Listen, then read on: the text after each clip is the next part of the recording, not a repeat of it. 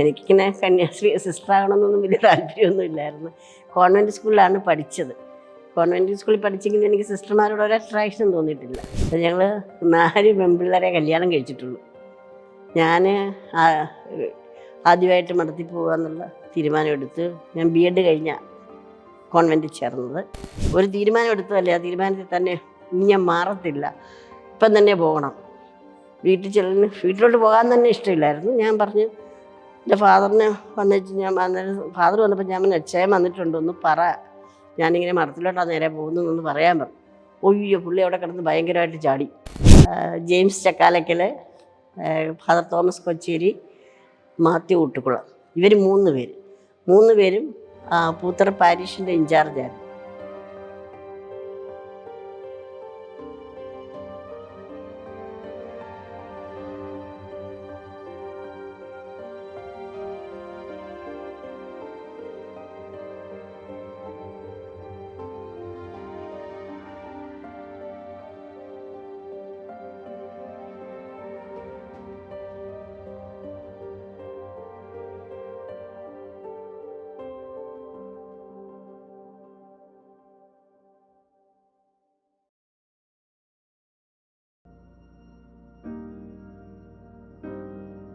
എൻ്റെ വീട് മുളുകുന്നിലാണ്, കുട്ടനാടാണ്, ആലപ്പുഴ ജില്ലയാണ്.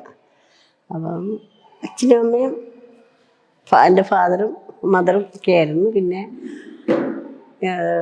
ഞങ്ങൾ വലിയൊരു ബിഗ് ഫാമിലിയാണ്. എന്ന് പറഞ്ഞാൽ 11 മക്കളുണ്ട്. അതിൽ ഏറ്റവും മൂത്തൊരു ബ്രദറ്. അത് കഴിഞ്ഞ് ഞങ്ങൾ 8 പെണ്ണുങ്ങളാണ്. ഒറ്റ ലൈനിൽ 8 പെണ്ണുങ്ങൾ. അത് കഴിഞ്ഞ് വെച്ചും 2 ആൺപിള്ളേർ. ഇങ്ങനെയാണ് ഞങ്ങൾ 11 മക്കളാണ്. ഈ അടുത്ത കാലം വരെ 11 പേരും ഉണ്ടായിരുന്നു. ഇപ്പം ഒരു ബ്രദർ മരിച്ചുപോയി. ഈ 8 പെണ്ണ് കഴിഞ്ഞ് ഉണ്ടായ ഒരു ബ്രദർ മരിച്ചുപോയി. പിന്നിപ്പം ഞങ്ങൾ 8 പെണ്ണിലെ ഏറ്റവും മൂത്ത ചേച്ചി കഴിഞ്ഞ കൊല്ലം മരിച്ചു. അപ്പം 7 പെണ്ണും 2 ആണും ഉണ്ട്. ഇപ്പം 9 പേര്. 2 പേര് മരിച്ചുപോയി, ബാക്കി എല്ലാവരും ഉണ്ട്. അപ്പം ഞങ്ങൾ 4 പെൺപിള്ളേരെ കല്യാണം കഴിച്ചിട്ടുള്ളൂ. ഞാൻ ആദ്യമായിട്ട് മഠത്തിൽ പോകുക എന്നുള്ള തീരുമാനമെടുത്ത് ഞാൻ BEd കഴിഞ്ഞ കോൺവെൻറ്റിൽ ചേർന്നത്. കുട്ടിക്കാലം അവിടെ തന്നെയൊക്കെയായിരുന്നു. പിന്നെ എൻ്റെ അമ്മ വീടും അടുത്തായതുകൊണ്ട് അമ്മ വീട്ടിലും അമ്മയൊരു മോള് മാത്രമേ ഉള്ളൂ. അപ്പം 2 വീട്ടിലെ പിള്ളേരായിട്ടാണ് ഞങ്ങൾ വളർന്നു വന്നത്. അങ്ങോട്ടും ഇങ്ങോട്ടും എല്ലാം വെള്ളത്തിലും വള്ളത്തിലും ഒക്കെ ആയിട്ട് വളരെ ഫ്രീ ലൈഫായിട്ടാണ് അങ്ങനെ പോയത്. അത് കഴിഞ്ഞിട്ട് 10ാം ക്ലാസ് വരെ അവിടെ പഠിച്ചു. അയൽവക്കവും കൂട്ടുകാരും ഹിന്ദുക്കളും എല്ലാമായിട്ട് നന്നായിട്ട് മിക്സ് ചെയ്യും, എല്ലാ ഗ്രൂപ്പുമായിട്ട്. എൻ്റെ ഫാദർ ഒത്തിരി ഫ്രീ ആയിരുന്നു. ഞങ്ങൾ കൂട്ടുകാർ കൂടി വരുന്നതിനും അവരുടെ വീട്ടിൽ പോകുന്നതിനും ഞങ്ങളുടെ വീട്ടിൽ വരുന്നതിനും ഒരു റെസ്ട്രിക്ഷനൊന്നും ഇല്ലായിരുന്നു. പെൺപിള്ളേരെന്നുള്ള രീതിയിൽ അങ്ങനത്തെ റെസ്ട്രിക്ഷനിലൊന്നും അല്ല വളർത്തിയത്. ഫാദർ അങ്ങനെ നല്ല സ്വാതന്ത്ര്യത്തിൽ തന്നെയാണ് പിള്ളേരെ വളർത്തിയതും. ഞങ്ങളങ്ങനെ വന്നിട്ട് ഒരു നിർബന്ധം ഉണ്ടായിരുന്നുള്ളൂ, എല്ലാവരും പഠിക്കണമെന്നുള്ളത്.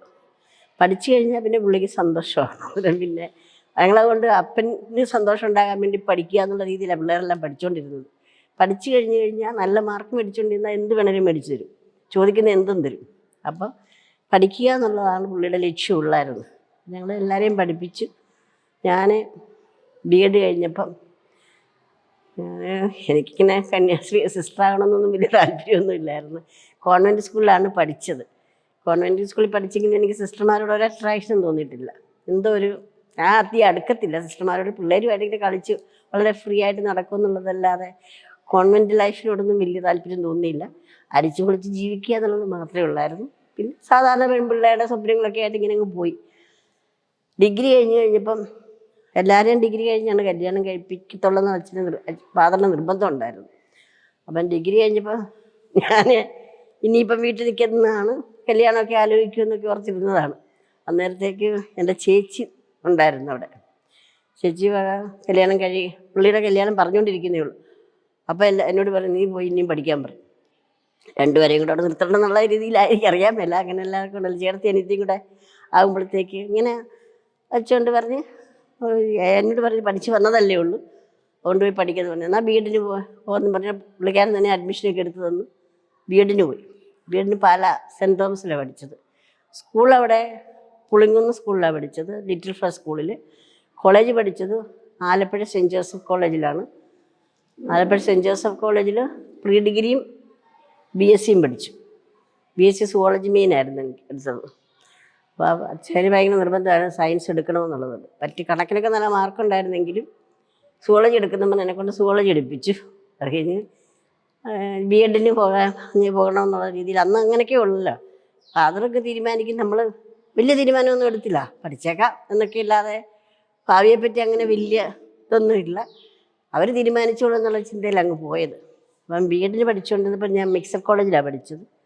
വളരെ ഫ്രീ ആയിട്ട് എല്ലായിടത്തും ഓടി കിടക്കുമായിരുന്നു. കോളേജ് ലീഡറൊക്കെ ആയിട്ട് ഇങ്ങനെ പോകുമായിരുന്നു. അപ്പോൾ ഞാനൊരു ഹോസ്റ്റലാണ് നിന്നത്, കാർമലൈറ്റ് സിസ്റ്റേഴ്സിൻ്റെ ഹോസ്റ്റലാണ് അവിടെ നിന്നത്. അപ്പം എനിക്കെന്തോ ആ വാർഡനെ ഒത്തിരി ഇഷ്ടപ്പെട്ടു. ഞങ്ങളുടെ ഇൻചാർജായിരുന്ന വാർഡൻ്റെ പെരുമാറ്റവും രീതിയും. അപ്പം ഞാൻ സിസ്റ്റർമാർ ഇത്ര ഹ്യൂമൻ ആയിട്ടുള്ളവരുണ്ടല്ലോ, വളരെ അവർക്കും ഫ്രീ ആയിട്ട് ഇടപെടാം, മറ്റുള്ളവരെ സ്നേഹിക്കാനും ഒക്കെ നല്ല ഇതുണ്ടല്ലോ. മറ്റവർ സ്നേഹിക്കുന്നില്ലെന്നല്ല ഞാൻ പറഞ്ഞത്, എങ്കിലും ഇതിൻ്റെ ഒരു പ്രത്യേക ഒരു നാച്ചുറൽ ആയിട്ടുള്ള ഹ്യൂമൻനെസ് ഒത്തിരി ഫീൽ ചെയ്തു. അപ്പം എന്നോട് ഭയങ്കര ഇഷ്ടമായിരുന്നു ആ സിസ്റ്ററിന്. ഞാൻ സിസ്റ്ററിനോട് ഒത്തിരി കൂട്ടായിരുന്നു. അപ്പോൾ ഞാൻ ചുമ്മാ ഒന്ന് പറഞ്ഞു നോക്കി, ഞാനും കൂടെ സിസ്റ്റർ ആകട്ടെ, കൂടെ വരട്ടെ എന്ന് ചോദിച്ചു. അതെനിക്ക് വേണ്ടാന്ന് തോന്നി. ഞങ്ങളുടെ കൂടെ വരണ്ട, വന്നു കഴിഞ്ഞാൽ തിറന്ന ശ്വാസം മുട്ടി ചത്തു പോകുമെന്ന് എന്നോട് പറഞ്ഞു. അത്ര ഫ്രീ ആയിട്ട് നടക്കുന്ന ഒരു ഹോസ്റ്റൽ, അവരുടെ അമ്പിള്ളയുടെ ഹോസ്റ്റലും എല്ലാം ഇങ്ങനെ കയറി ഇറങ്ങി ഓടി കിടക്കുന്ന ആളാണ്. ഇവിടെ കോളേജിലായതുകൊണ്ട് ഇങ്ങനെ എല്ലാവരുടെയും കൂട്ടത്തിൽ വളരെ കമ്പനി അടിച്ച് നടന്നതാണ്. അതുകൊണ്ട് ഇത്രയും ഫ്രീ ആയിട്ട് നടക്കുന്ന ഒരാൾ ഞങ്ങളുടെ കർമ്മലീത്ത മഠത്തിൽ വന്ന് ചേർന്ന് കഴിഞ്ഞാൽ ശരിയാവുമെന്ന് തോന്നുന്നില്ല. പേഴ്സണാലിറ്റിക്ക് പറ്റത്തില്ലെന്ന് എൻ്റെ വിചാരം. സിസ്റ്റർ ക്രിസ്റ്റഫർ എന്നാണ് പുള്ളിയുടെ പേര്, കർമ്മലീത്ത സിസ്റ്റർ. അപ്പം പുള്ളി എന്നെ ഗൈഡ് ചെയ്ത് ഭരണങ്ങാനത്ത് മേരിഗിരി ഉണ്ട്, അവിടെ IHM ഹോസ്പിറ്റൽ, മേരിഗിരി ഹോസ്പിറ്റലുണ്ട്. IHM ഹോസ്പിറ്റലിലെ സിസ്റ്റേഴ്സുണ്ട് മേരിഗിരി ഹോസ്പിറ്റലിൽ. അപ്പോൾ ആ സിസ്റ്റേഴ്സിൻ്റെ കൂടെ പോവുകയാണെങ്കിൽ അവർക്ക് ഒത്തിരി ഫ്രീഡം ഉണ്ട്. മെഡിക്കൽ മിഷൻ സിസ്റ്റേഴ്സ് പുതിയ ഇതിലേക്കൊക്കെ നീങ്ങുന്നുണ്ട്. അപ്പോൾ എൻ്റെ സ്വഭാവത്തിന് അതായിരിക്കും നല്ലതെന്ന് പറഞ്ഞു. വളരെ ആക്യുറേറ്റ് ആയിട്ട് പുള്ളിക്കാരത്തി എൻ്റെ സ്വഭാവം പഠിച്ചിട്ടുണ്ട്. അപ്പം ഞാൻ എങ്ങനെ ആകണമെന്നുള്ളത് പുള്ളിക്കും അറിയാമായിരുന്നു. ഞാൻ ഗൈഡ് ചെയ്തു. അപ്പം ഞാൻ ചുമ്മാ ഒരു എഴുത്തെഴുതി. എനിക്ക് സെൻറ്റ് തോമസ് ഹോസ്പിറ്റല് ചെത്തിപ്പുഴ എന്നുള്ള അഡ്രസ്സ് അറിയായിരുന്നു. അതും ചെത്തിപ്പുഴ ഞങ്ങളുടെ വീടിൻ്റെ ചങ്ങനാശ്ശേരിയിലായതുകൊണ്ട് വീടിൻ്റെ അടുത്തായിരുന്നു. ചേച്ചിമാരൊക്കെ പ്രസവത്തിനൊക്കെ അവിടെ പോയി കണ്ടിട്ടുണ്ട്. ഞാൻ ചുമ്മാ Saint Thomas hospital, mother superior, Chethipuzha എന്ന് വെച്ചൊരു ചുമ്മാ ഒരു ഇല്ലൻ്റെ എല്ലാം എഴുതി. എനിക്ക് മറന്നു ചേരാൻ ആഗ്രഹമുണ്ടല്ലോ ഒന്നും എഴുതി കഴിഞ്ഞപ്പോൾ എനിക്ക് പരവേശമായി. വേണ്ടായിരുന്നു, എഴുതണ്ടായിരുന്നു, മണ്ടത്തരം കാണിച്ചെന്നുള്ള രീതിയിലായിരുന്നു. പിറ്റേ ദിവസം എൻ്റെ ഒരു സിസ്റ്റർ വന്നിരിക്കുന്നു, ഈ ഞങ്ങളെ സിസ്റ്ററിൻ്റെ ചാർജുള്ള. അപ്പം ഞാൻ ഈ ക്രിസ്റ്റഫറിനെ ചെന്ന് വിളിച്ചാണ്ട് ആ സിസ്റ്റർ വന്നിട്ടില്ല. എനിക്ക് പേടിയാ സിസ്റ്ററിനോട് സംസാരിക്കാൻ, ഞാനില്ല, എനിക്ക് ഏതാണ്ട് പരവേശം എങ്ങനെയൊക്കെ പറഞ്ഞു. അപ്പോൾ ആ സിസ്റ്റർ കൂടെ വന്നു. ആ സിസ്റ്റർ വളരെ കാര്യമായിട്ട് എന്നോട് സംസാരിച്ചു. സിസ്റ്റർ ആൻ കൈത്തിങ്കര എന്നായിരുന്നു സിസ്റ്ററിൻ്റെ പേര്. സിസ്റ്റർ പിറ്റേ ദിവസം വന്നുകയും ചെയ്തു. എന്നിട്ട് എന്നോട് പറഞ്ഞു, ഞങ്ങൾക്കിപ്പം ഉടുപ്പിടണമെന്ന് നിർബന്ധമൊന്നുമില്ല, സാരിയാണ് ഇപ്പം എല്ലാവരും തന്നെ, ഇപ്പം ആർക്കും സാരി ഉടുപ്പ് കൊടുക്കുന്നില്ല. ഞാൻ 72 പഠിച്ചുകൊണ്ടിരിക്കുകയാണ് B.Ed. അന്നേരം പറഞ്ഞ് സാരി തന്നെ ഉപയോഗിക്കാൻ കുഴപ്പമില്ല. അപ്പോൾ എനിക്കൊന്നുകൂടെ സന്തോഷമായി. ഈ ഉടുപ്പൊക്കെ ഇട്ടിങ്ങനെ നടക്കണ്ടല്ലോ, സാരി ഇട്ടാകുമ്പോൾ മനുഷ്യരുടെ കൂട്ടത്തിൽ നല്ല ഫ്രീ ആയിട്ട് പോകാമല്ലോ എന്നൊക്കെയുള്ള. ഇപ്പം സാരി എന്ന് കേട്ടപ്പോഴും എനിക്ക് സന്തോഷമായിരുന്നു. അപ്പം ഞാൻ തീരുമാനിച്ചു ഒരു സിസ്റ്റർ ആയേക്കാം എന്ന്. പറഞ്ഞാലും മനസ്സിലൊരു പ്രയാസം ഉണ്ടായിരുന്നു, പെട്ടെന്ന് എടുത്ത തീരുമാനമല്ലേ. അപ്പോൾ അത് ശരിയാണോ ഞാൻ തന്നെ റിഫ്ലക്റ്റ് ചെയ്തും മറ്റേ സിസ്റ്റർ എന്നെ സഹായിച്ചു. അത് കഴിഞ്ഞ് എനിക്ക് ഭയങ്കര വാശിയായിരുന്നു. ഒരു തീരുമാനം എടുത്തതല്ലേ, ആ തീരുമാനത്തിൽ തന്നെ ഇനി ഞാൻ മാറത്തില്ല, ഇപ്പം തന്നെ പോകണം. വീട്ടിലോട്ട് പോകാൻ തന്നെ ഇഷ്ടമില്ലായിരുന്നു. ഞാൻ പറഞ്ഞു, എൻ്റെ ഫാദറിനെ ഫാദർ വന്നപ്പോൾ ഞാൻ അച്ഛൻ വന്നിട്ടുണ്ടോന്ന് പറ, ഞാനിങ്ങനെ മഠത്തിലോട്ടാണ് നേരെ പോകുന്നതെന്ന് പറയാൻ പറഞ്ഞു. ഒയ്യോ, പുള്ളി അവിടെ കിടന്ന് ഭയങ്കരമായിട്ട് ചാടി. ആ സിസ്റ്ററിനെ വഴക്കും പറഞ്ഞു. ഇതെന്നാ പരിപാടിയാണ്, കോളേജിൽ പരീക്ഷ കഴിഞ്ഞ ഉടനെ മഠത്തിൽ പോകണമെന്ന് പറഞ്ഞൊന്നും ശരിയാകത്തില്ല, അതിനൊക്കെ ചില ഇതൊക്കെയുണ്ട്, ഇപ്പോൾ ഉടനെ ഒന്നും പോകണ്ട എന്നൊക്കെ പറഞ്ഞ് പുള്ളി എന്നെ പെറുക്കി കിട്ടി വീട്ടിൽ കൊണ്ടുപോയി. അപ്പം എനിക്കവിടെ വീട്ടിൽ ചെന്ന് കഴിച്ചിട്ട് എനിക്ക് ഭയങ്കര ദേഷ്യമായിരുന്നു എല്ലാവരോടും. ഇതിന് തീരുമാനം എടുക്കാനായിട്ടൊക്കെ എന്നെ ഞാൻ ചെറിയ സ്ട്രൈക്കൊക്കെ അവിടെ നടത്തി. അങ്ങനെയൊക്കെ ആയിക്കഴിഞ്ഞപ്പോൾ പിന്നെ അവസാനം ഫാദറിന് അച്ഛൻ വന്നിട്ട് പറഞ്ഞു, അമ്മയോട് പറഞ്ഞു കൊണ്ട് വിടാൻ പറഞ്ഞു, ഇവിടെ ഇങ്ങനെ കിടക്കണ്ട, കൊണ്ട് വിട്ടേക്കാൻ പറഞ്ഞു മഠത്തിൽ. അന്നേരം ഞാൻ പറഞ്ഞില്ല, അപ്പനും കൂടെ വരാതെ പോകത്തില്ല എന്ന് പറഞ്ഞു. അച്ഛനോട് വഴക്ക് പിടിച്ച് പോകാൻ എനിക്ക് ഇഷ്ടമില്ലായിരുന്നു. അപ്പം 2 പേരും കൂടെ വന്നാലേ ഞാൻ പോകത്തുള്ളൂ എന്ന് പറഞ്ഞു. അങ്ങനെ അവർ 2 പേരും കൂടെ വന്ന് എന്നെ കോട്ടയത്ത് കൊണ്ടാക്കി. കോട്ടയത്തായിരുന്നു ഞങ്ങളുടെ പ്രൊവിൻഷ്യൽ ഹൗസ് ആണ്, ഇപ്പോഴും അത് തന്നെ. അപ്പോൾ അവിടെ ഒരു 2 കൊല്ലത്തെ ട്രെയിനിങ്, 2 കൊല്ലമില്ല, അവിടെ ഒരു 6 മാസത്തേ ഉള്ളായിരുന്നു. അത് കഴിഞ്ഞേച്ചും എൻ്റെ കൂട്ടത്തിൽ 6 പേരുണ്ടായിരുന്നു. അവരൊക്കെ പ്രീ ഡിഗ്രി കഴിഞ്ഞതേ ഉള്ളായിരുന്നു. അപ്പോൾ അവരെല്ലാം പഠിക്കാൻ വിട്ടു പലതും. പ്രൊഫഷണൽ ആയിട്ടൊരു പ്രൊഫഷണലായിട്ട് എന്തെങ്കിലും പഠിക്കാൻ, നേഴ്സിങ്ങിന് പോയവരുണ്ട്, ഇങ്ങനെ സോഷ്യൽ വർക്കിന് പോയവരുണ്ട്, അങ്ങനെ പഠിക്കാനായിട്ട് പല വിധത്തിൽ പോയി. എന്നെ മാത്രം നൊവിഷ്യേറ്റിലോട്ട് കൊണ്ടുപോയി, ഇതിട്ടാനത് ചങ്ങനാശ്ശേരിയിൽ. അപ്പം എനിക്കങ്ങനെ ഒന്നും തോന്നിയില്ല. ഞാനങ്ങ് പോയി. അവിടെ ചെന്ന് കഴിഞ്ഞപ്പം മറ്റുള്ള സിസ്റ്റേഴ്സൊക്കെ അവരൊക്കെ ഞാൻ ഒരു മച്ചർ പേഴ്സണായിട്ട് എന്നെ ട്രീറ്റ് ചെയ്തത്, അല്ലാതെ ഒരു നോവിഷ്യേറ്റ് ടീച്ചറാകാൻ വന്നൊരു കൊച്ചെന്നുള്ള രീതിയിലല്ല. ആയിരുന്നു. എനിക്ക് 22 വയസ്സ് കഷ്ടിച്ചേ ഉള്ള. 22 വയസ്സിൽ ഞാൻ എങ്ങും തോറ്റിട്ടില്ലായിരുന്നല്ലോ, ഇങ്ങനെ പിടിച്ചു പോയതല്ലേ. 22 വയസ്സ് കഴിഞ്ഞതേ ഉള്ളായിരുന്നു. എല്ലാവരും പക്ഷേ അവരുടെ മീറ്റിങ്ങുകൾക്കും കാര്യങ്ങൾക്കും എല്ലാം എന്നെയും പങ്കെടുപ്പിക്കുമായിരുന്നു. അപ്പം എന്നെ വളരെ കാര്യമായിട്ട്. അപ്പം ആ സമയത്താണ് ഞങ്ങളുടെ കോൺവെൻറ്റിൽ വെച്ച് ഒത്തിരി ഇതൊക്കെ നടക്കുന്നത്. കോൺസ്റ്റിറ്റ്യൂഷൻ ചേഞ്ച് ചെയ്യുകയാണ്. അപ്പോൾ ഞങ്ങൾക്ക് ഒത്തിരി സ്ഥാപനങ്ങളാണ് ഉണ്ടായിരുന്നത്. ബോംബെയിലെ, പാറ്റ്നയിലെ പല ഇൻസ്റ്റിറ്റ്യൂഷൻസ് ഒത്തിരി ഉണ്ടായിരുന്നു. ഡൽഹിയിലെ ഹോളി ഫാമിലി, പാറ്റ്ന ഇപ്പോഴും ഉണ്ട്, ബോംബെ ഹോളി ഫാമിലി, അങ്ങനെ പല സ്ഥലത്തുണ്ട്. അപ്പം സ്ഥാപനങ്ങൾ വിട്ട് സാധാരണ മനുഷ്യരുടെ ഇടയിലേക്ക് പോകണം എന്നുള്ളൊരു തീരുമാനം മെഡിക്കൽ മിഷൻ്റെ ഇതിലെടുത്ത്. കാരണം സെക്കൻഡ് വത്തിക്കാൻ കൗൺസിൽ കഴിഞ്ഞപ്പോഴത്തേക്ക് ഒരു ചേഞ്ച് ഉണ്ടായല്ലോ. രണ്ടാമത്തെ കൗൺസിൽ ഇത് കഴിഞ്ഞപ്പോൾ, സെക്കൻഡ് വത്തിക്കാൻ കഴിഞ്ഞപ്പോഴത്തേക്ക് റിലീജിയസ് ലൈഫിൻ്റെ മനുഷ്യരുടെ ഇടയിലേക്ക് ഇറങ്ങണം, മനുഷ്യരുമായിട്ട് കൂടുതൽ ബന്ധപ്പെട്ടില്ലെങ്കിൽ സ്ഥാപനങ്ങൾ കഴിഞ്ഞാൽ പോരെന്നുള്ള ഒരു ഇത് വന്നു. അപ്പം അതനുസരിച്ച് ഞങ്ങളുടെ സുപ്പീരിയേഴ്സ്, ഞങ്ങളുടെ ഇൻ്റർനാഷണൽ സൊസൈറ്റിയാണ്. അപ്പോൾ ഞങ്ങൾ ലോകത്ത് മുഴുവനും ഉണ്ട്. അപ്പോൾ സെൻട്രൽ ലെവലിൽ തീരുമാനമെടുത്തു, പറ്റുന്നവരും ഇൻസ്റ്റിറ്റ്യൂഷൻ ലീവ് ചെയ്തിട്ട് സാധാരണ ഇടയിലേക്ക് പോകണം. അപ്പം ഞങ്ങളുടെ ചെത്തിപ്പഴ ആശുപത്രിയും രൂപതയ്ക്ക് കൈമാറി സിസ്റ്റേഴ്സ് പലരും ഇങ്ങനെ പോകുന്ന കൂട്ടത്തിലൂടെ. അപ്പം ഞാൻ നൊവിഷ്യേറ്റിലെ ട്രെയിനിങ് നടക്കുന്ന ആ സമയത്താണ്. അപ്പം ഇങ്ങനെയൊക്കെയുള്ള ഡിസ്കഷൻസ് വളരെ ചൂടുപിടിച്ച് നടക്കാം. പ്രോസ് ആൻഡ് കോൺസും എല്ലാവരും ആർഗ്യുമെൻസും ബഹളവും എല്ലാം ഞാൻ അതിൻ്റെ ഇടയ്ക്ക് കിടപ്പുണ്ട്. പക്ഷെ എനിക്കത് പിക്കപ്പ് ചെയ്യാമായിരുന്നു, ഗ്രാസ്പ് ചെയ്യാവുന്നൊരു ഇതിലായിരുന്നു ഞാനിരുന്നത്. അപ്പം എന്നെക്കൂടെ അതിലെല്ലാം ഉൾപ്പെടുത്തിയായിരുന്നു. അപ്പം ഞാനിപ്പോൾ ഓപ്റ്റ് ചെയ്യാൻ തയ്യാറായി നിൽക്കുകയാണ്, എവിടെ ഇട്ട് വേണേലും പോകാമെന്നുള്ളത്. മഠത്തിലോട്ട് ആദ്യം വരുമ്പോൾ ആ സ്പിരിറ്റിലല്ല നിൽക്കുന്നത്. എന്ത് വേണേലും ചെയ്യാം, എവിടെ വേണേലും പോകാം, പാവപ്പെട്ടവരുടെ ഇടയിലേക്ക് പോകണം, അതൊക്കെ ഇങ്ങനെ പ്രവർത്തിക്കണമെന്നുള്ള ഒരു ആ വലിയ ഇത് വന്നിരിക്കുന്നതാണ്. അപ്പം നൊവിഷ്യേറ്റും കഴിഞ്ഞ് ഞാൻ സിസ്റ്ററുടെ 1974 തന്നെ, എന്നെ അധികം താമസിപ്പിച്ചില്ല, ഉടനെ തന്നെ 1974 തന്നെ ഞാൻ ഫസ്റ്റ് കമ്മിറ്റ്മെൻ്റ് എടുത്തു. ഡിസംബർ, ഇപ്പം കഴിഞ്ഞ കൊല്ലം 50 വർഷമായി. 74 ഡിസംബർ 8 എൻ്റെ, ഇന്നിപ്പം ഡിസംബർ 9 ഇപ്പം ഇന്നലെ 51 വർഷമായി. അപ്പോൾ 50 വർഷം പൂർത്തിയായി, ഗോൾഡൻ ജൂബിലി കഴിഞ്ഞിപ്പോൾ. യോഗഗിരി എന്ന് പറഞ്ഞാൽ ഞങ്ങൾ വന്നിറങ്ങുമ്പോൾ ഒരൊറ്റ ട്രെയിനേ ഉള്ളൂ ഇവിടെ വരാനായിട്ട്. കൊല്ലത്തുനിന്ന് കൊല്ലം വരെ ഉണ്ട് 2 ട്രെയിൻ. കൊല്ലം കഴിഞ്ഞാൽ പിന്നെ തിരുവനന്തപുരത്തിന് ഒരു ട്രെയിനാണ് രാത്രി 12 മണിക്ക്. 75 വരുമ്പോൾ അവിടെ നിന്നാണ് കയറി പോകുന്നത്. അവിടെ നിന്ന് ഞങ്ങൾ നടന്നാണ് വന്നത്. ഓട്ടോ ഇല്ല, കാറില്ല, ഒന്നുമില്ല. കടയ്ക്കാട് റെയിൽവേ സ്റ്റേഷനിൽ നിന്ന് ഞങ്ങളുടെ കൂട്ടത്തിലൊരു സിസ്റ്റർ പെട്ടി വെച്ച ചുമന്നുകൊണ്ടാണ് വന്നത്. എനിക്ക് ചുമക്കത്തൊന്നും ഇല്ലായിരുന്നു. പുള്ളിക്കാരത്തി വളരെ സ്ട്രോങ് ആയിരുന്നു, ചുമന്നു. ബാക്കി ബക്കറ്റൊക്കെ ഇവിടെ വന്നാൽ മേടിച്ചതെങ്കിലും പെട്ടി 2 പേര് ഒരാളുടെ പെട്ടി ഉണ്ടായിരുന്നു, ചുമന്നുകൊണ്ടാണ് വന്നത്. പിന്നെ ഒരു ചുമട്ടുകാരനും ഉണ്ടായിരുന്നെങ്കിലും കൊണ്ടുവരും. നടന്നോ ഓടുമ്പോൾ ഓട്ടോ എന്ന് പറയുന്ന സാധനമില്ല, ബസ് എന്ന് പറയുന്ന സാധനം ഇതിലില്ല. ഞങ്ങൾ പൂത്തറ മാമ്പള്ളി സിസ്റ്റേഴ്സ് മീറ്റിങ്ങിനൊക്കെ വരുന്നത് നടന്നാണ് വരുന്നത്. പിന്നെ ഞാൻ 2 കൊല്ലം കഴിഞ്ഞപ്പോഴത്തേക്ക് സൈക്ലിങ് പഠിച്ചു. 28 വർഷം സൈക്കിളിലായിരുന്നു. 30 വർഷം ഇവിടെ താമസിച്ചെങ്കിലും ഞാൻ മാത്രം ഒരു സ്ത്രീ സൈക്കിളിൽ അവിടുന്ന് ഇവിടെ വരും. ഇപ്പോഴും ഒരു വർഷം അന്ന് സൈക്കിളിൽ വിട്ട് സിസ്റ്ററല്ലേന്നാണ് ചോദിക്കുന്നത്. പിന്നെ ഇവിടുത്തെ ഒരു സിസ്റ്റർ സൈക്കിളൊക്കെ വിൽക്കാൻ തുടങ്ങി. വന്നപ്പോഴത്തേക്ക് കുറച്ച് കഴിഞ്ഞാൽ പുള്ളി വന്നതെങ്കിലും സൈക്കിളായിരുന്നു. ഞാനധികം നടക്കത്തില്ലായിരുന്നു, ഞാൻ സൈക്കിളിൽ പോയി വരുന്നത്. അന്ന് കഴിഞ്ഞ് എനിക്ക് ട്രെയിനിങ് ഇച്ചിരി ഒരു 3-4 മാസത്തെ ട്രെയിനിങ് കഴിഞ്ഞപ്പോൾ ഞങ്ങളുടെ ഇൻചാർജ് ആയിരുന്ന സിസ്റ്റർ വന്നിച്ചും ചോദിച്ചു, ഇങ്ങനെ ഒരു 3-4 സിസ്റ്റേഴ്സ് കടപ്പുറത്ത് മത്സ്യത്തൊഴിലാളികളുടെ ഇടയ്ക്ക് 5 തെങ്ങിലേക്ക് പോകുന്നുണ്ട്, അപ്പം ആ ഗ്രൂപ്പിൻ്റെ കൂടെ പോകാൻ തയ്യാറാണോ എന്ന് എന്നോട് ചോദിച്ചത്. ഇഷ്ടമാണോ, അവരുടെ കൂടെ ചേരാൻ ഇഷ്ടമാണോ? അല്ല ഇങ്ങനെ ഞങ്ങളുടെ മെഡിക്കൽ മിഷൻ സ്റ്റേഷനിൽ അങ്ങനെ കമാൻഡ് ചെയ്യത്തില്ല, ഇപ്പോൾ നിങ്ങൾ പോകണം, അതാണ് അസൈൻമെൻറ്റ്, പോകാൻ പറയത്തില്ല, ഒന്ന് ചോദിക്കും. ഞാൻ പറഞ്ഞു ഞാൻ റെഡിയാണ് പോകാമെന്ന് പറഞ്ഞു. ഞങ്ങൾ 4 പേര് ആദ്യമായിട്ട് ഇവിടെ പൂത്തറ ലോറൻസിൻ്റെയൊക്കെ വീടിൻ്റെ അടുത്തുള്ള ഒരു വീട്. അപ്പോൾ ഇവിടെ 4 റിഡംട്രിസ്റ്റ് ഫാദേഴ്സ് ഉണ്ടായിരുന്നു അവിടെ. James Chakkalakkal, father Thomas Kocheri, Mathew Oottukulam, ഇവർ 3 പേര്. 3 പേരും പൂത്തറ പാരീഷിൻ്റെ ഇൻചാർജായിരുന്നു.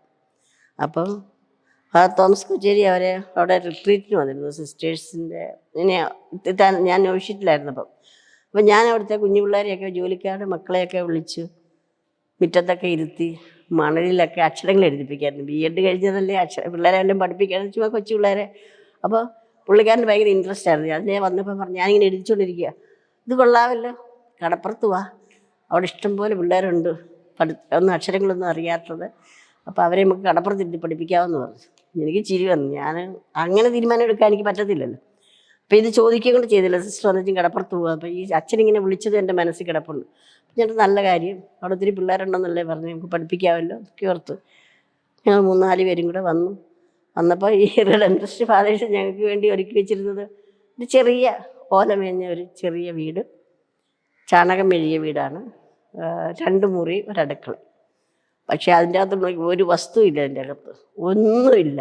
ഒരു മേശയില്ല, കസേരയില്ല, ബെഞ്ചില്ല, ഒന്നുമില്ല. തറ ഇങ്ങനെ ഈവൻ ബോർഡും എല്ലാം തിരിഞ്ഞു മറിഞ്ഞില്ല, ഉരുണ്ടൊക്കെ ഇരിപ്പുണ്ട്. അപ്പോൾ അങ്ങനെ പറയുന്നത്. പക്ഷേ ഇവർ ചെന്നു അച്ഛന്മാരെല്ലാം കൂടെ പോയി കുറച്ച് പായൊക്കെ മേടിച്ചുകൊണ്ട് വന്നു. ഏതാണ്ടൊക്കെ അത്യാവശ്യത്തിനുള്ള ചില ബക്കറ്റ് അങ്ങനെയൊക്കെയുള്ള സാധനങ്ങൾ മേടിച്ച് അപ്പരിക്കകത്തൊക്കെ കൊണ്ടുവച്ചു. അപ്പം ഞങ്ങൾ 2 ദിവസം അച്ഛന്മാരുടെ മേടയിലാണ് കിടന്നത്. അവിടെ പൂത്തറ പള്ളിയിലെ മേടയിലാണ് കിടന്നത്. അത് കഴിഞ്ഞ് വീട് സെറ്റിലായപ്പോഴത്തേക്കും പോയി പരിശോധന. അപ്പോൾ ആദ്യത്തെ ദിവസം ഞങ്ങളവിടെ കയറി കിടന്നു കഴിഞ്ഞപ്പോൾ ഈ കടൽ കിടന്ന് ഭയങ്കര ബഹളമല്ലേ, ആദ്യമായിട്ട് കേൾക്കുകയല്ലേ. അപ്പോൾ നേരം വെളുത്തപ്പോഴത്തേക്ക് ഞങ്ങൾക്ക് ഓർത്ത് ഭയങ്കര മഴയാണ് അവിടെ പുറത്ത്, ഭയങ്കര മഴയാന്ന് ഓർത്ത് അവിടെ കിടന്നങ്ങ് ഉറങ്ങി 7:30 ആരും എണീറ്റിട്ടില്ല. ഒന്ന് ക്ഷീണമായി ആ പുതിയ സ്ഥലത്തോട്ട് വന്നത് എല്ലാവരും കിടന്നു. അച്ഛന്മാർ കുർബാന കഴിഞ്ഞപ്പോൾ 3 കൂടെ വന്നിരിക്കുന്നു. ഞങ്ങളെ കാണുന്നില്ല, പള്ളിയിൽ കാണുമെന്ന് അവർ ഓർത്തത്. പള്ളിയിലും പോയിട്ട് വന്ന് കഥയെ കൂട്ടിയപ്പോഴാണ് ഞങ്ങളവിടെ കിടക്കുക. ഞങ്ങൾ പറഞ്ഞു ഇവിടെ മഴയാന്ന് ഞങ്ങൾ ഓർത്തു, ഞങ്ങളങ്ങനെ കിടന്നെന്ന് പറഞ്ഞു. അങ്ങനെ വന്നു ഞങ്ങൾ തന്നെയാണ് എല്ലാം കുക്ക് ചെയ്യുകയും വാഷ് ചെയ്യുകയും എല്ലാം ചെയ്തിരുന്നത്. അങ്ങനെ അപ്പം മനുഷ്യർക്കൊക്കെ അതിശയായി, സിസ്റ്റർമാരിങ്ങനെ വന്ന് താമസിക്കുന്നല്ലോ എന്നോർത്ത് അവർക്ക് ഭയങ്കര സന്തോഷം. അവരും ഇങ്ങനെ പരിക്കകത്ത് വരികയും എന്നാ ചെയ്യുന്നത്, എന്താ കുക്ക് ചെയ്യുന്നത്, വല്ലതും ഉണ്ടോ ഇങ്ങനെയൊക്കെ ചോദിക്കുകയില്ല. ഞങ്ങൾ കടയിൽ പോയി സാധനങ്ങൾ മേടിക്കുകയും കുക്ക് ചെയ്യുകയും എല്ലാം ചെയ്യുന്നുണ്ടായിരുന്നു. അങ്ങനെ 2 പേര്, എല്ലാവരും സീനിയേഴ്സായിരുന്നു എൻ്റെ കൂട്ടത്തിലുണ്ടായിരുന്നു. ഞാൻ മാത്രമേ ഉള്ളായിരുന്നു ചെറുതായിട്ട് വന്നിരിക്കുന്ന ആളാണ്. 25 വയസ്സുള്ള പിള്ളേർ കയറി വന്നത്, പൂത്തറ വന്നത്. അപ്പോൾ അങ്ങനെ അവിടെ താമസിച്ചെല്ലാം കഴിഞ്ഞപ്പോഴത്തേക്ക് പലരും പല ജോലി ചെയ്ത് തുടങ്ങി. ചില സിസ്റ്റേഴ്സ് തൊണ്ടടിക്കാനൊക്കെ പോയി. കാരണം അവിടുത്തെ ആൾക്കാർ തൊണ്ടടിക്കാൻ പോകുന്നുണ്ട്. ആളുകളുടെ കൂട്ടത്തിൽ അവരുടെ കൾച്ചറുമായിട്ട് ബന്ധപ്പെടാനും അവരെപ്പറ്റി കൂടുതൽ അറിയാനും ഒക്കെ ആയിട്ട് പോകേണ്ടത് ഇവിടാണല്ലോ, അവരുടെ കൂടെ ജോലി ചെയ്താലല്ലേ പറ്റത്തുള്ളല്ലോ എന്നോർത്ത് അങ്ങനെ പോയി. ചിലരവിടെ ഒരു ഹോള് ബിൽഡ് ചെയ്യുന്നുണ്ടായിരുന്നു, അതിൻ്റെ മണ്ണി വെക്കാനായിട്ട് പോയി ഒരാൾ. എനിക്ക് അത്രയും പറ്റത്തില്ലായിരുന്നു ഇങ്ങനെ എന്നാന്നൊക്കെ ഓർത്ത്. പിന്നെ ഒരാൾ തൊണ്ടടിക്കാനും, ഒരാൾ ക്ലിനിക്കിൽ എന്തെങ്കിലും ചെയ്യാമെന്ന് ഓർത്തൊരു ഹോസ്പിറ്റലിലെ ക്ലിനിക്കിൽ വർക്ക് ചെയ്യാനായിട്ട് പോയി. നേഴ്സ് ഉണ്ടായിരുന്നു. അപ്പം ഞാൻ ഓർത്ത് ഈ പിള്ളേരെ എല്ലാം പഠിപ്പിക്കാം, അതാണല്ലോ എൻ്റെ ബാക്ക്ഗ്രൗണ്ടിലും ഒന്ന് ഓർത്തുകൊണ്ട് ഞാൻ ഈ സ്കൂളിൽ പോകുന്ന പിള്ളേരെ 8-9 സ്കൂൾ, ഹൈസ്കൂൾ, വീട് കഴിഞ്ഞില്ല ഹൈസ്കൂളിലെ പിള്ളേരെ കുറച്ച് പേരെ വിളിച്ചപ്പോൾ ജെയിംസിൻ്റെ കൂട്ടത്തിൽ ജെയിംസ് ചക്കാലക്കലും മാത്യു ഊട്ടുകുളവും അവർ ട്യൂഷൻ പ്രോഗ്രാം നടത്തുന്നുണ്ടായിരുന്നു ഈ വലിയ കുട്ടികൾക്ക് വേണ്ടി. അപ്പോൾ അവർ നല്ല പരിപാടിയുണ്ട് അവരുടെ കൂട്ടത്തിൽ. അത് ജെയിംസിനോട് ചോദിച്ചാൽ അറിയാം എങ്ങനെയാണ്. അപ്പോൾ അവരുടെ കൂട്ടത്തിൽ ഞാനും കൂടെ കൂടി ട്യൂഷൻ തുടങ്ങി. കുറച്ച് അത് ഒരു രക്ഷയില്ലെന്ന് മനസ്സിലായി. ഒരു എഴുതാൻ അറിയത്തില്ല, അക്ഷരങ്ങളൊന്നും അറിയത്തില്ല, ഒരു മലയാളം അറിയത്തില്ല, ഇംഗ്ലീഷും അറിയത്തില്ല, പിന്നെ ഹിന്ദിയുടെ കാര്യം ചോദിച്ചിട്ടും കാര്യമില്ല. അപ്പം ഞാൻ എന്തിനാ ഈ പിള്ളേരെ ഇങ്ങനെ പഠിപ്പിച്ചിട്ട് വല്ല കാര്യമുണ്ട്. 9-10 പിള്ളേർ. അപ്പോൾ 5 സ്കൂൾ, ഇവിടെ ഒരു സ്കൂളുണ്ടല്ലോ, ഇപ്പം നല്ല റിസൾട്ട് നല്ല ഇതായിട്ടുണ്ട്. അവിടുന്ന് 0 ആണ് അടുത്ത 10ാം ക്ലാസ്സിലെ. ഒരൊറ്റ കൊച്ചും 10 കഴിഞ്ഞിട്ട് ജയിക്കത്തില്ല. ഇവിടെ ഈ ഏരിയ മുഴുവൻ, അഞ്ചിതെങ്ങ് ഏരിയ മുഴുവനും ഏതാണ്ട് 3-4 പേരേ ഉള്ളൂ ഡിഗ്രി കഴിഞ്ഞത്. ഞാൻ പൂത്തറയിൽ ഒരാളേ ഉള്ളായിരുന്നു ഡിഗ്രി കഴിഞ്ഞത്. അപ്പോൾ അങ്ങനെ ഉള്ളൊരു സിറ്റുവേഷനാണ്. കടപ്പള്ളിയിൽ പോണ ആർക്കും തന്നെ എഴുതാനും ഈ ലോറൻസിലൊക്കെ അന്നേരം ഒന്നും അറിയത്തില്ല, അങ്ങനെ വെച്ചാൽ പോലെ ആ ഏജിലുള്ള അവർക്കാർക്കും ഒന്നും അറിയില്ല. ലോറൻസ് ഇച്ചിരിയൊക്കെ വായിക്കാനൊക്കെ അറിയാം. ലോറൻസിനെ പിന്നെ തന്നെ ഇതൊക്കെ കൊണ്ടങ്ങനെ പഠിച്ചു വന്നതാണ്. പക്ഷെ ആ പ്രായത്തിലുള്ള മറ്റാർക്കും അധികമൊന്നും അറിയത്തില്ലായിരുന്നു. അപ്പോൾ അങ്ങനെ ഉള്ള സ്ഥലത്താണ് ഞാൻ പറഞ്ഞത് ഇത് പറ്റത്തില്ല, ഇങ്ങനെ പോയാൽ നമുക്ക് പറ്റുകയെന്നുള്ള തീരുമാനം എടുത്തുകൊണ്ട് അവിടെ തന്നെ നമുക്ക് ബേസിക്കായിട്ട് തുടങ്ങാം. അപ്പം പള്ളിയുടെ പൂത്രപ്പള്ളിയുടെ കീഴിൽ തന്നെ ഒരു നേഴ്സറി തുടങ്ങി, സെയിൻറ്റ് റോക്സ് നേഴ്സറി എന്നും പറഞ്ഞിട്ടുണ്ട്. അപ്പം ഈ 7ാം ക്ലാസ് 8ാം ക്ലാസ്സും പഠിച്ച പിള്ളേരൊക്കെ ഉണ്ട്, പെൺകുട്ടികൾ. പഠിച്ചെന്ന് പറഞ്ഞാൽ കുറച്ചൊക്കെ അറിയാം. അപ്പം അവരെ കൂടെ എടുത്ത് ഞാനൊരു ട്രെയിനിങ് കൊടുത്തു. മരീനാടെന്ന് പറഞ്ഞൊരു സ്ഥലം അവിടെ ഉണ്ടല്ലോ, അപ്പോൾ അവിടെ ഈ ടീച്ചേഴ്സ് ട്രെയിനിങ് നടക്കുന്നുണ്ടായിരുന്നു, നേഴ്സറി ട്രെയിനിങ് ഒക്കെ. അപ്പോൾ അവിടെ പോയി ഞാനും അവരുടെ കൂട്ടത്തിൽ പോയി. അത് കഴിഞ്ഞപ്പം അവർക്ക് ആ ട്രെയിനിങ് കൊടുത്ത് അവർ വന്നു കഴിഞ്ഞപ്പോഴത്തേക്ക് അവരുടെ കൂടെ ഇരുന്ന് ക്ലാസ്സൊക്കെ പ്രിപ്പയർ ചെയ്യും. ക്ലാസ് പ്രിപ്പയർ ചെയ്യുമ്പോൾ എടുക്കുന്നത് അവർക്ക് പറ്റുന്ന സബ്ജക്റ്റാണ് എടുക്കുന്നത്. ഇപ്പം പഠിപ്പിക്കണമെങ്കിൽ കടലെന്നുള്ള സബ്ജക്റ്റ് എടുത്തുകൊണ്ട് കടലുമായിട്ട് ബന്ധപ്പെടുത്തി കാര്യങ്ങളൊക്കെ പറഞ്ഞു കൊടുക്കും. അപ്പം കടലിൽ പോണതും അതുപോലെ പാട്ടവരുണ്ടാക്കും, കടലുമായിട്ട് ബന്ധപ്പെടുത്തി പാട്ടുണ്ടാക്കും. അങ്ങനെ എന്തെങ്കിലും സബ്ജക്റ്റ് എടുത്ത് അമ്മ എന്നുള്ളിടത്തുനിന്ന് പഠിപ്പിക്കും. അങ്ങനെ ഓരോ സബ്ജക്റ്റും അവരുമായിട്ട് ബന്ധപ്പെട്ട കൊണ്ട് തണുക്കി പറഞ്ഞത് കക്കായ കൊണ്ടൊക്കെ എഴുതിക്കും, മണൽ കൊണ്ട് കക്ക പെറുക്കിയിട്ട് അവരെ കൊണ്ടെല്ലാം പഠിപ്പിക്കും. എളുപ്പമായിരുന്നു എന്നാലും ചെയ്യാനായിട്ടൊക്കെ, പിള്ളേർക്ക് അവരുടെ സിറ്റുവേഷനായിട്ടൊക്കെ. അപ്പോൾ അതുമായിട്ട് ബന്ധപ്പെടുത്തി പഠിപ്പിച്ച് പാട്ടുകളൊക്കെ, കഥാപ്രസംഗങ്ങൾ, പാട്ടുകളെ, കഥകളൊക്കെ പറയാൻ പറഞ്ഞു. പിന്നെ പഠിപ്പിക്കുന്ന കഥ തന്നെ ഓരോ ആഴ്ചയിലും ഓരോ സബ്ജക്റ്റ് എടുത്തിരുന്നു. അത് വെച്ച് ഓരോ രീതിയിലൊക്കെ പഠിപ്പിച്ചു. ഞാൻ BEdൻ്റെ ക്ലാസ് പ്രിപ്പറേഷൻ ബാക്ക്ഗ്രൗണ്ട് ഉണ്ടായിരുന്നു, അപ്പോൾ അതിൽ കൂടെ ഇതിൽ അപ്ലൈ ചെയ്തുകൊണ്ട് ക്ലാസ് തയ്യാറാക്കി എല്ലാം പഠിപ്പിച്ചുകൊണ്ടിരുന്നു. അത് കഴിഞ്ഞപ്പം പിള്ളേർക്ക് അവസാനമായപ്പോഴത്തേക്ക് നല്ല ഒരു സ്റ്റേജ് പെർഫോമൻസ് നല്ലതായിട്ട് വെച്ചു. പൂത്രക്കാർക്കൊക്കെ ഭയങ്കര ത്രില്ലായിരുന്നു. അപ്പം ജെയിംസൊക്കെ നല്ലതായിട്ട് കോൺട്രിബ്യൂട്ട് ചെയ്യുമായിരുന്നു. പുള്ളിക്ക് ക്യാമറ ഒക്കെ ഉണ്ടായിരുന്നു, അതെടുക്കുന്ന കാണുമ്പോൾ എല്ലാവർക്കും ഭയങ്കര ഇഷ്ടമായിരുന്നു. എല്ലാവരും കൂടെ നല്ല പിള്ളേരെ എല്ലാം സ്റ്റേജിൽ കയറ്റി അവർ കളിക്കുന്നതൊക്കെ കണ്ടപ്പോൾ. അപ്പോൾ ഈ മാമ്പള്ളിയിൽ അച്ഛനും വന്നിട്ടുണ്ടായിരുന്നു, ക്ലീറ്റസ് അച്ഛൻ എന്ന് പറഞ്ഞിട്ടുണ്ടേ. അപ്പം അച്ഛനും അച്ഛനെ കൂടെ വിളിച്ചിരുന്നു, അഞ്ചെങ്കിലച്ഛന്മാരെയൊക്കെ. അപ്പം അവരിതേ കണ്ടപ്പോൾ അവർക്ക് ഭയങ്കര അതിശയായി. പൂത്രയിലെ കൊച്ചു പിള്ളേരെയെല്ലാം ഇങ്ങനെ ഇത്രയും ഡെവലപ്പ് ചെയ്ത് അവർ പ്രസംഗം പറയുന്നതും അവർ കളിക്കുന്നതും അവരിങ്ങനെല്ലാം ഡെവലപ്പ് ചെയ്തിരിക്കുന്ന കണ്ടു. അപ്പോൾ ആ അച്ഛൻ ഞങ്ങളുടെ കോട്ടയത്തെ പ്രൊവിൻഷ്യലോട് ചോദിച്ചു, ഒരു ഗ്രൂപ്പിനെ കൂടെ ഇങ്ങോട്ട് വിടാമോ എന്ന് ചോദിച്ചു. അപ്പം 78 2 വർഷത്തിന് ശേഷം ഇവിടെ ഒരു ഗ്രൂപ്പ് വന്നു. 1978 വന്നു.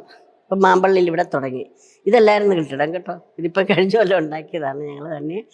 അങ്ങനെ ഒരു ചെറിയ പെരയായിരുന്നു, ഇവിടെ ഒരു ചെറിയ പെര. ഞങ്ങളത് അവിടെ തന്നെ അതങ്ങനെ പോലെ ആയിരുന്നത്. ഇവിടുത്തത് ഒരു ഓടുമേഞ്ഞ ഒരു വീടായിരുന്നു.